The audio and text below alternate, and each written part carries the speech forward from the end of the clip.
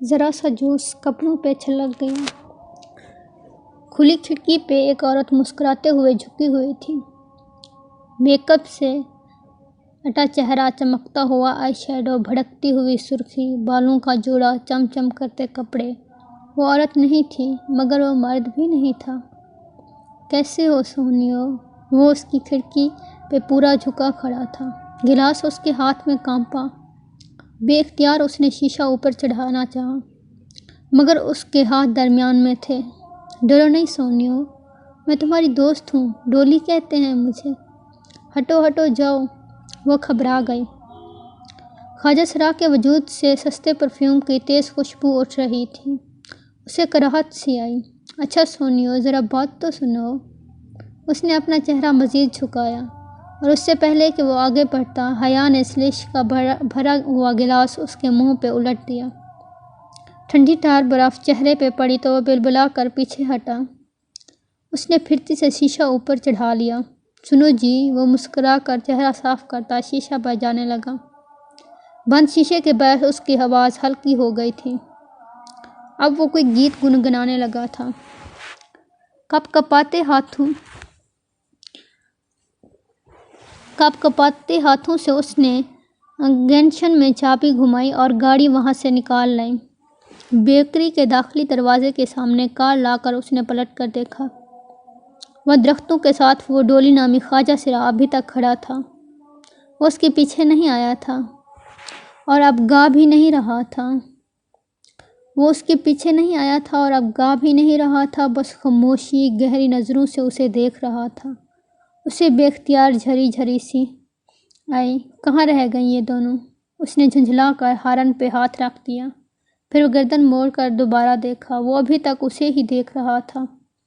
ارم اور زارا کو ڈراپ کر کے وہ سیدھی اپنے کمرے میں آئی۔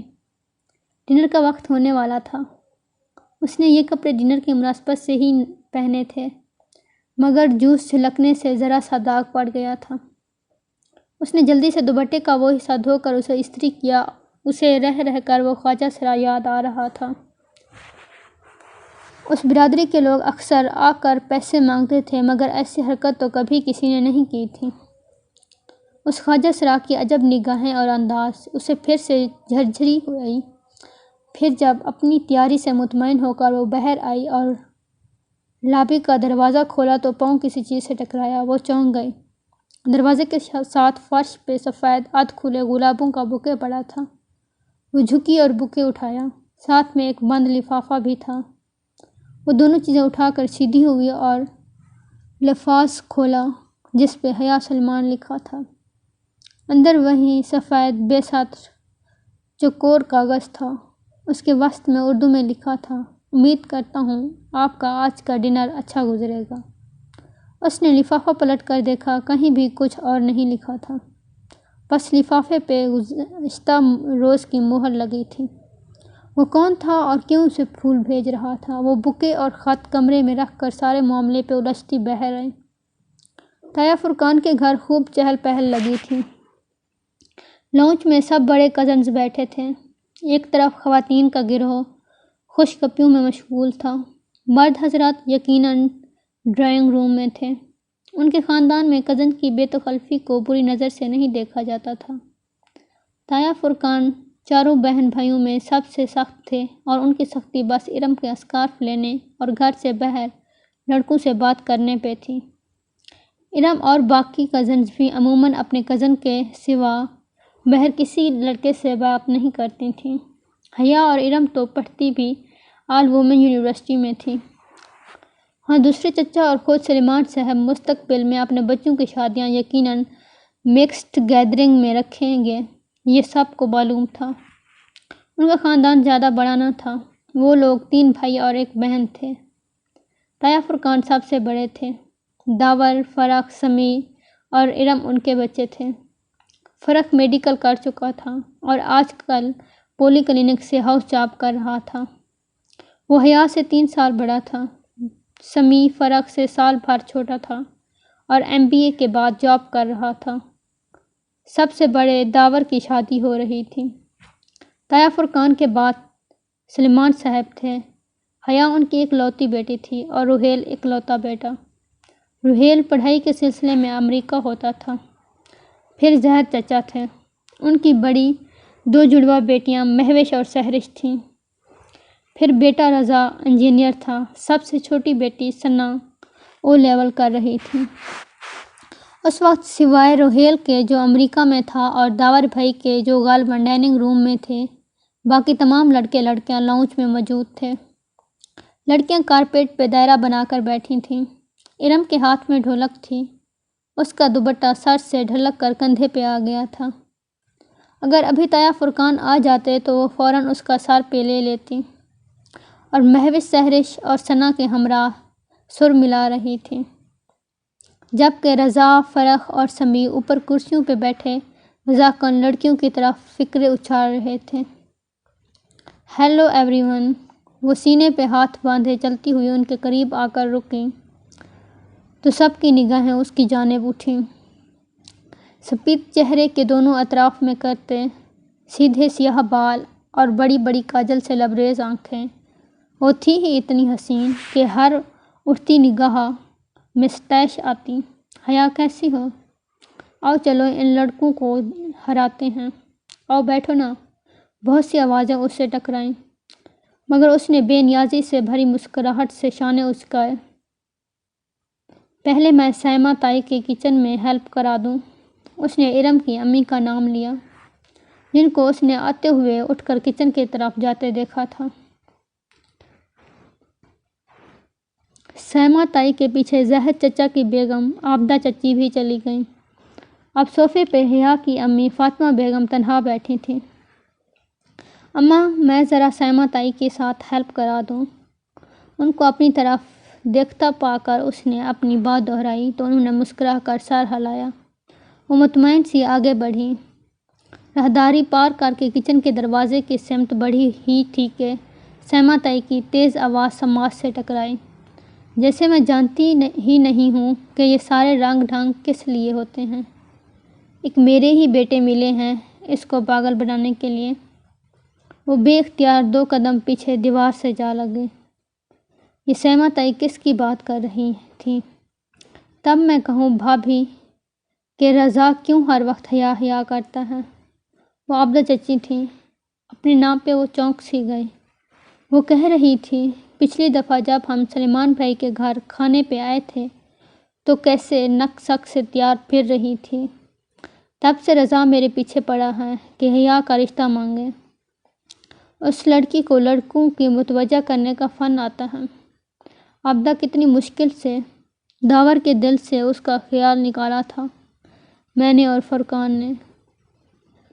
وہ تواڑ ہی کیا تھا کہ شادی کرے گا تو صرف حیا سے، مگر جب فرقان نے سختی کی بھلا ایسی بے پرواہ اور آزاد خیال لڑکی کو اپنی بہو بنا کر ہم نے اپنی آخرت بگاڑنی ہے کیا، تب کہیں جا کر وہ مانا۔ مگر اب فرخ کیا کروں اس لڑکے کا؟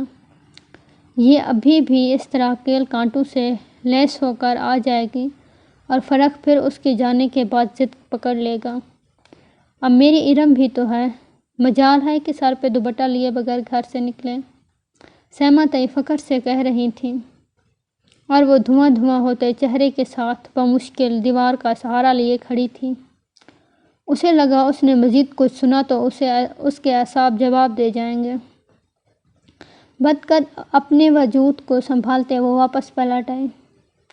کسی بات پہ ہنستے ہوئے فرخ کی نگاہ اس پہ پڑی جو راہداری سے چلی آ رہی تھی تو اس کی ہنسی تھم گئی۔ وہ بے اختیار مسکرا دیا۔ قبول صورت سا فرخ، جس کی رنگت ٹف روٹین کے باعث مزید سانولا ہو گیا تھا، مگر مسئلہ اس کی واجبی شخصیت یا حیا کے بے پردگی نہ تھا۔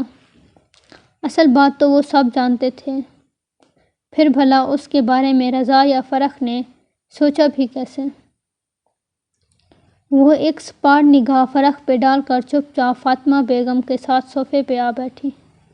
تمہیں کیا ہوا؟ کچھ نہیں اماں، وہ بدبخت خود کو نارمل کر پائی۔ فاطمہ مطمئن ہو گئی اور سائمہ تائی کے بارے میں سوچنے لگی، جن کا حیا میری جان کہتے منہ نہ تھکتا اور تایا فرقان کے لیے تو وہی بڑی بیٹی تھی، لیکن اندر سے ان لوگوں کے ایسے خیالات ہوں گے وہ گمان بھی نہیں کر سکتی تھی۔ اور وہ پھول، وہ بھی رضا یا فرح میں سے کسی نے بھیجے ہوں گے، مگر جس روز پہلی دفعہ پھول آئے تھے تب تو فرح شہر سے باہر تھا اور رضا تو اسلام آباد میں ہی، مگر ان دونوں میں سے کسی کو اسپونجی سلیکشن کے بارے میں کیسے علم ہوا؟ شاید جب وہ زارا کو فون پہ بتا رہی تھی تب کھڑکی کے باہر کچھ کھڑکا تھا۔ وہ جو کوئی بھی تھا، یقیناً اس نے کھڑکی کے باہر سے ساری بات سن لی ہوگی، اور سن کر ہی وہ خط لکھ کر پھولوں کے ساتھ ادھر رکھا ہوگا، مگر اس پہ کوریئر کی ایک روز قبل کی مہر تھی۔ شاید اس نے کوئی ذیلی مہر استعمال کی ہو۔ مگر اتنے جھمیلوں میں فرح اور رضا جیسے جاب والے مصروف بندے کیوں پڑیں گے بھلا؟ اس کا دل کہتا تھا یہ نہ فرح ہے نہ رضا، بلکہ کوئی اور ہے۔ خیر لعنت ہے اس پر، وہ جو بھی ہے، ان دونوں کا دماغ تو ابھی ٹھیک کرتی ہوں۔ وہ تیزی سے اٹھ کر لڑکے لڑکیوں کے گروپ میں پاس چلی گئی۔ ارم سامنے کھڑے کھڑے اس نے مخصوص بے نیازی سے سینے پہ ہاتھ باندھا۔ ارم کو پکارا تو سب رک کر اسے دیکھنے لگے۔ تم لوگوں نے سپین پھپھو کو شادی کا کارڈ بھیجا تھا؟ ترکی کٹخیوں سے اس نے فرح اور رضا کے چہروں کو ماند پڑتے دیکھا۔ سلیمان چچا کو کارڈ دیا تھا ان کا، انہوں نے بھجوا دیا ہوگا، اور سبین پھپھو کو ابا نے فون کر دیا تھا، وہ آئیں گے۔ آنا تو چاہیے، آخر قریبی رشتہ ہے، تم سے نہ صحیح ہم سے تو ہے۔ اس نے قریبی رشتہ پہ زور دیتے ایک جتائی نظر فرح اور رضا پہ ڈالی۔ ان کے چہرے پھیکے پڑے تھے اور دونوں اپنی اپنی سوچوں میں گم تھے۔ پھر کھانے کے وقت سیما تائی نے سب سے پہلے اسے بلایا۔ حیا میری جان، یہ ارم کسی کام کی نہیں ہے، تم سمجھدار ہو، ٹیبل پہ تم نے خیال رکھنا ہے، جیسے ہی کوئی ڈش آدھی ہو فوراً ظفر کو اشارہ کرنا ہے، ٹھیک؟ شیور تائی، میں خیال کروں گی۔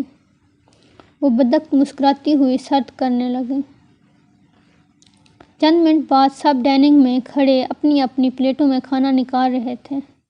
ڈائننگ ٹیبل کے اطراف سے کرسیاں ہٹا کر دور ایک دیوار کے ساتھ لگا دی گئی تھیں تاکہ سب اپنی مرضی سے کھانا نکال کر ادھر ادھر سے ٹہلتے ہوئے کھاتے رہیں۔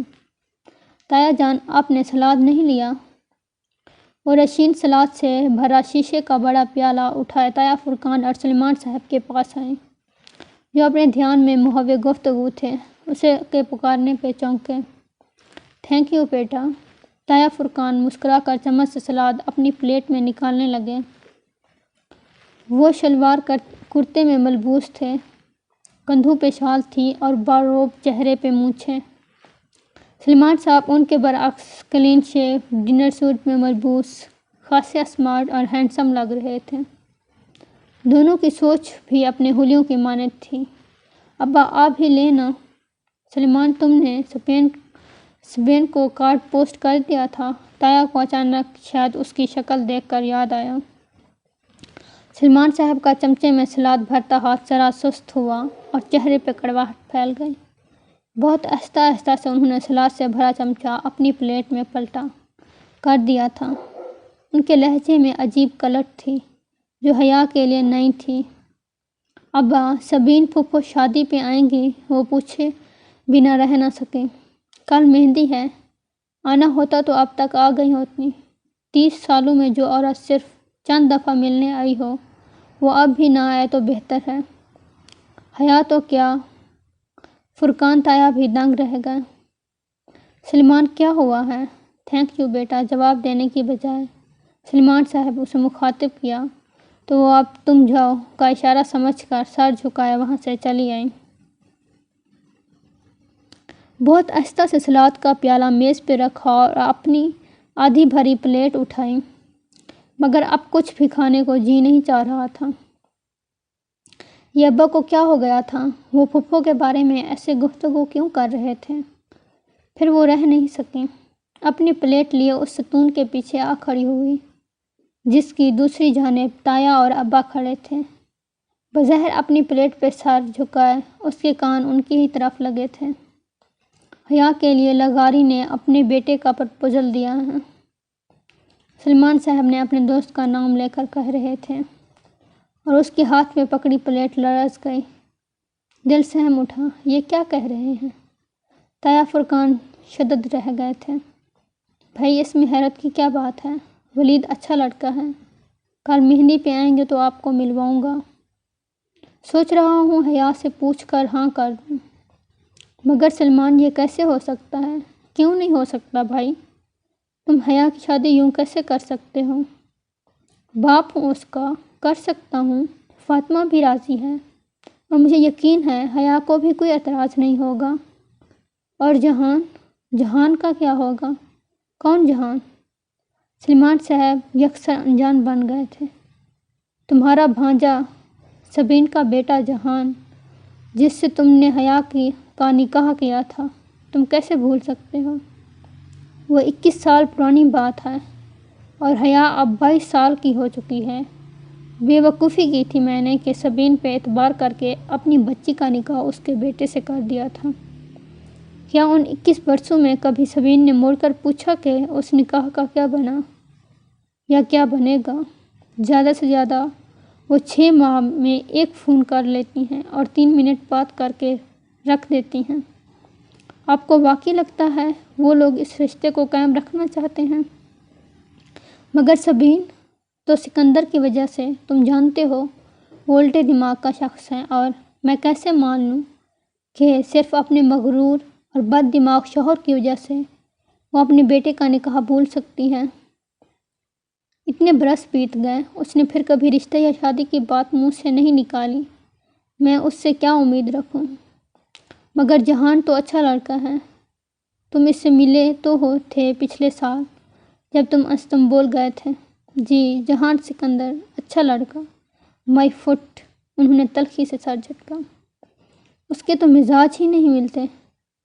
وہ ترکی میں پیدا ہوا ہے، اس نے کبھی پاکستان کی شکل نہیں دیکھی، نہ اسے اردو آتی ہے نہ پنجابی۔ کبھی تمام برسوں میں اس نے اپنے کسی ماما کا حال نہیں پوچھا، کبھی فون کیا۔ میں یہ سب بھول جاتا، مگر جب میں پچھلے سال استنبول گیا تو کیا آپ یقین کریں گے بھائی، میں 18 روز وہاں رہا۔ میں روز سبین کے گھر جاتا تھا، سکندر تو ملا ہی نہیں، اور جہان آخری روز مجھ سے ملا، اور وہ بھی 15 منٹ کے لیے بس، وہ بھی جب اس کی ماں نے میرا نام بتایا تو کافی دیر بعد اسے یاد آیا کہ اس کا کوئی دور پار کا ماموں ہوں۔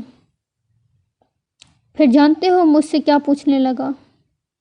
کیا پاکستان میں روز بم دھماکے ہوتے ہیں؟ اور کیا وہاں انٹرنیٹ کی سہولت موجود ہے؟ پھر اس کا فون آیا اور وہ اٹھ کر چلا گیا۔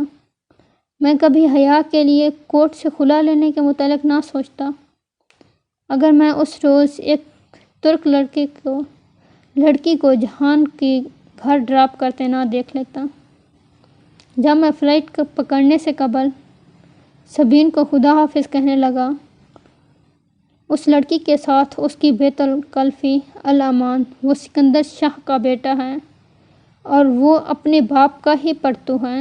میں سمجھتا تھا کہ احمد شاہ جیسے عظیم انسان کا بیٹا ہو کر سکندر ان کے برعکس نکلا تو ویسے ہی جہان بھی اپنے بیٹے کے برعکس نکلے گا، باپ کے برعکس نکلے گا اور ایک اچھا انسان ہوگا۔ مگر نہیں، وہ اسی مغرور آدمی کا مغرور بیٹا ہے۔ حیا کون ہے؟ اس کا ان سے کیا تعلق ہے؟ یہ بات نہ جہان کو یاد تھی نہ سبین کو۔ سبین تو یہ ذکر ہی نہیں کرتی۔ اب تو میں اپنی بیٹی کو زبردستی ان کے گھر بھیج دوں کیا؟ خیر، کل ولید سے ملواؤں گا آپ کو۔ اب جو رشتہ بھی اچھا لگا میں حیا کی ادھر شادی کر دوں گا۔ اور اب اس میں مجھے سننے کی تاب نہیں تھی۔ وہ سفید چہرہ لیے بوجھل قدموں سے چلتی ان سے دور ہٹ گئی۔ جہان سکندر کو اس نے کبھی نہیں دیکھا تھا، بس بچپن سے اسے اپنے اور اس کے رشتے کے متعلق سنا تھا۔ وہ سال بھر کی تھی جب سبین پھوپھو پاکستان آئیں اور فرط جذبات میں اپنے 8 سالہ بیٹے کے لیے اس کا رشتہ مانگ لیا۔ جذباتی سی کارروائی ہوئی اور دونوں بہن بھائیوں نے بچوں کا نکاح کر دیا۔ تب 8 سالہ جہان ان کے ساتھ تھا۔ پھر وہ ترکی چلا گیا۔ 21 سال گزر گئے۔ وہ ترکی ہی میں رہا، کبھی پاکستان نہیں آیا، اور وزٹ کے بعد تو سبین پھوپھو بھی نہیں آئیں۔ نہ کبھی انہوں نے کوئی تصویر بھیجی، نہ خط لکھا۔ اگر کبھی کوئی ترکی چلا جاتا تو ان سے مل آتا، اور نہ ان سے رابطہ نہ ہونے کے برابر رہ گیا تھا۔ انٹرنیٹ وہ استعمال نہیں کرتی تھیں۔ اگر جہان کرتا تھا تو بھی اس کا کوئی ای میل، فیس بک، ٹویٹر، کسی کے پاس کچھ بھی نہ تھا۔ ارم وغیرہ اسے فیس بک پہ سرچ کر کر کے تھک گئے تھے، مگر ترکی کا کوئی جہان سکندر انہیں نہیں ملا تھا۔ شروع کے چند برس پھوپھو بہت فون کرتی تھیں، پھر آہستہ آہستہ یہ رابطے زندگی کی مصروفیات میں کھو گئے۔ 3 ماہ میں ایک فون ان کا آ جاتا اور 3 ماہ بعد ایک فون ادھر سے چلا جاتا۔ یوں 6 ماہ میں 2 ہی دفعہ بات ہوتی، رسمی علیک علیک، موسم کا حال، سیاست پہ تبادلہ خیال، اور پھر اللہ حافظ۔ ان تمام باتوں کے باوجود وہ خود کو ذہنی اور جذباتی طور پر جہان سے وابستہ کر چکی تھی۔ نکاح کے وقت کی تصاویر آج بھی اس کے پاس محفوظ تھیں۔ 8 سالہ بھورے بالوں اور سنہری رنگت والا خوبصورت سا لڑکا، جس کو اس نے اپنے روبرو کبھی نہیں دیکھا تھا، اور شاید ترکی جانے کی ساری خوشی کی وجہ بھی یہی تھی، جس پر ابا نے پانی پھیر دیا تھا۔ اس روز اسے رہ رہ کر